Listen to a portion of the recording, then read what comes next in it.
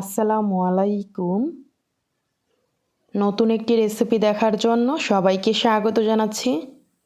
আজকে আপনাদের সাথে শেয়ার করব আমাদের বাঙালিদের সবারই কম বেশি পছন্দের একটি রেসিপি। আমার আজকের রেসিপি কাতল মাছ দিয়ে ফুলকপি আলু টমেটো। এই রান্নাটা আমরা সবাই কম বেশি জানি, তারপরও যারা নতুন রাঁধুনি তাদের জন্য আজকের এই রেসিপি। আশা করি পুরো ভিডিওটি দেখবেন। চলুন দেখে নিই। আমি এখানে নিয়েছি 5 পিস কাতল মাছের পেটি। আমি ঠিক এইভাবে কেটে নিয়েছি, তারপর ভালো করে ধুয়ে পানিটা ঝরিয়ে নিয়েছি।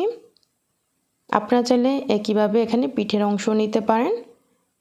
এখন দিয়ে দিচ্ছি এখানে সামান্য পরিমাণে লবণ, দিয়ে দিবে এখানে হলুদ গুঁড়া। আমি এখানে আধা চা চামচের চেয়ে কিছুটা বেশি হলুদ গুঁড়া দিয়েছি। দিয়ে দিচ্ছি আধা চা চামচ আদা বাটা, আধা চা চামচের চেয়ে কম রসুন বাটা।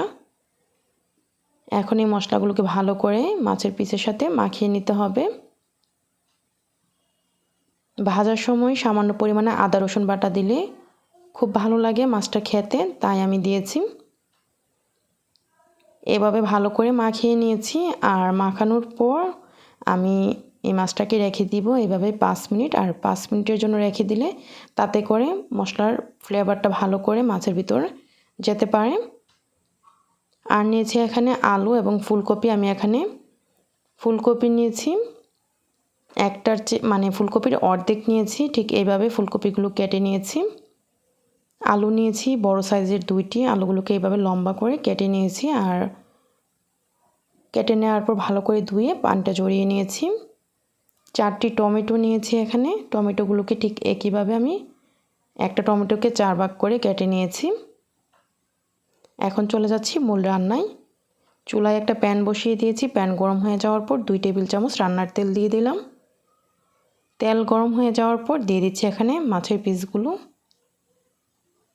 চুলার আঁচটা আমি মিডিয়াম টু হাই হিটে রেখেছি। মাছগুলো দেওয়ার পর অপেক্ষা করছি 2 মিনিট। 2 মিনিট পর মাছগুলোকে আমি উল্টিয়ে দিচ্ছি। তো এক সাইড কিন্তু খুব সুন্দরভাবে ভাজা হয়েছে, নিশ্চয়ই দেখেই বুঝতে পারছেন। মাছগুলোকে উল্টিয়ে দিয়ে ঠিক একইভাবে অপেক্ষা করব আরও 2 মিনিট। আর ভাজার সময় বেশি তেল দিতে হয় না, অল্প তেল দিয়ে ভাজলেই হয়। আর অতিরিক্ত ভাজলে কিন্তু মাছ খেতে ভালো লাগে না, তো এইভাবে 4 থেকে 5 মিনিট ভেজে নিলেই হয়। এই যে দেখুন 2 মিনিট পর এদিকটাও কিন্তু খুব সুন্দরভাবে ভাজা হয়ে গিয়েছে। আমি চুলা থেকে নামিয়ে নিচ্ছি। আর এই তেলেই দিয়ে দিচ্ছি আলু এবং ফুলকপিগুলো। চুলার আঁচটা মিডিয়াম আঁচে রেখে এখন এই আলু এবং ফুলকপিগুলোকে ভেজে নিব। সামান্য পরিমাণে হলুদ গুঁড়ো এবং লবণ দিয়ে দিলাম সামান্য। তো এইভাবে নেড়ে চেড়ে প্রায় 3 থেকে 4 মিনিট ভেজে নিব। এখানে ঢাকনা দেওয়ার কোনো দরকার নেই, ঢাকনা ছাড়াই ভাজতে হবে।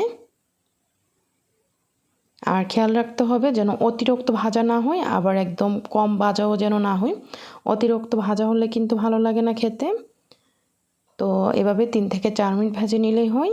প্রায় 4 মিনিট পর আমাদের এখানে ফুলকপি এবং আলুগুলো কিন্তু ভাজা হয়ে গিয়েছে। এখন আমি চুলা থেকে নামিয়ে নিব। তারপর আমি চুলায় অন্য একটা প্যান বসিয়ে দিয়েছি। প্যান গরম হয়ে যাওয়ার পর 3 টেবিল চামচ সরষের তেল দিয়ে দিলাম। দিয়ে দিচ্ছি মাঝারি সাইজের 2টি পেঁয়াজ কুচি। আমি কিন্তু পুরো রান্নাটাই করছি সরষের তেল দিয়ে। পেঁয়াজ কুচিটাকে ভেজে নিব হালকা বাদামি কালার না হয়ে যাওয়া পর্যন্ত। চুলার আঁচটা ফুল আঁচে রেখেছি।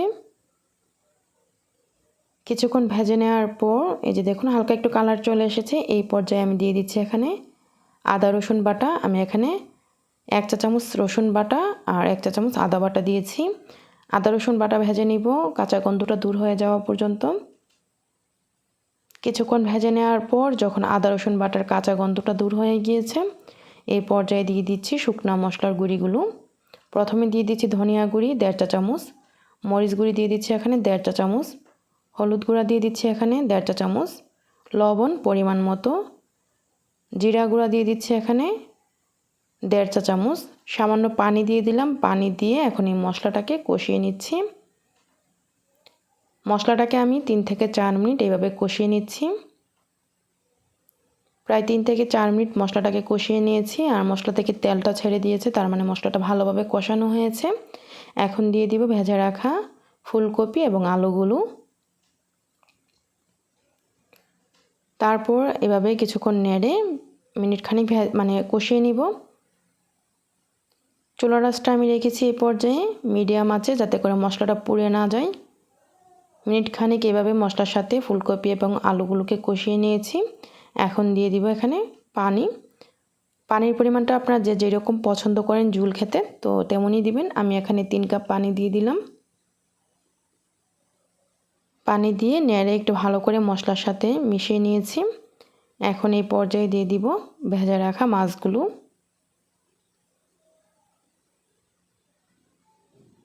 সবগুলো মাছ এইভাবে উপরে আমি দিয়ে দিচ্ছি। তারপর আমি ঢাকনা দিয়ে ডেকে রেখে দেব 5 মিনিট। চুলার আঁচটা একদম ফুল আঁচে রেখে অপেক্ষা করছি 5 মিনিট। 5 মিনিট পর এখন দিয়ে দিচ্ছি এখানে আস্ত কিছু কাঁচামরিচ। তারপর আমি হালকা হাতে একটু নেড়ে দিচ্ছি, যাতে করে ফুলকপি বা আলু না ভেঙে যায়। ঢাকনা দিয়ে ডেকে অপেক্ষা করছি 2 থেকে 3 মিনিট। 3 মিনিট পর ঢাকনাটা তুলে আমি এখন দিয়ে দিচ্ছি এখানে টমেটোগুলো প্রথম দিক দিয়ে দিলে কিন্তু একদম গলে যাবে, তাই এই পর্যায়ে দিলে টমেটোগুলো সিদ্ধ হবে ঠিকই, কিন্তু গলে যাবে না। আপনারা চাইলে ভেজেও দিতে পারেন, তবে এখন এই টমেটোগুলো কিন্তু ভাজলে একদমই গলে যায়, তাই ভেজে না দিয়ে এই পর্যায়ে দিলে ভালো হয়। তো টমেটোগুলো দিয়ে ঢাকনা দিয়ে ডেকে অপেক্ষা করছি ফুলকপি আর সব কিছু যেন ভালোভাবে সিদ্ধ হয়ে যায়। 10 মিনিট পর চুলার আঁচটা আমি মিডিয়াম আঁচে রেখেছিলাম আর 10 মিনিট পর ঠিক এই পর্যায়ে এসেছে। সব কিছু সুন্দরভাবে সিদ্ধ হয়ে গিয়েছে। এই পর্যায়ে আমি দিয়ে দিচ্ছি ধনিয়া পাতা কুচি। ধনিয়া পাতা কুচি দিলে এই রান্নার স্বাদ কিন্তু আরও বেড়ে যায়। ধনিয়া পাতা কুচি দেওয়ার পর ঢাকনা দিয়ে ডেকে আমি 2 মিনিটের মতো অপেক্ষা করব, আর তাতে করে ধনিয়া পাতার ফ্লেভারটা সুন্দরভাবে ছড়িয়ে যাবে। 2 মিনিট পর ঢাকনাটা তুলে নিলাম। এই যে দেখুন আমাদের রান্না কিন্তু শেষ, চুলাটা বন্ধ করে দিয়েছি। আর এই রান্নাটা হবে ঠিক এইরকম। আপনারা যদি ঝোল কম খেতে পছন্দ করেন তাহলে ঝোলটা আরও কিছুটা শুকিয়ে নামাতে পারেন, বা ঝোল বেশি খেতে পছন্দ করলে আরও কিছুটা ঝোল রেখে তারপর রান্না করতে পারেন। আমি চুলা বন্ধ করে দিয়েছি আর আমার রান্নাটা ঠিক এইরকম হয়েছে। এই রান্নাটা কিন্তু গরম ভাতের সাথে খেতে অসম্ভব ভালো লাগে। এই একটি মাত্র তরকারি থাকলে আর কিছুই লাগে না গরম ভাতের সাথে। আমি সব সময় যেভাবে এই রান্নাটা করি এই রেসিপিটি আজকে আপনাদের সাথে শেয়ার করেছি।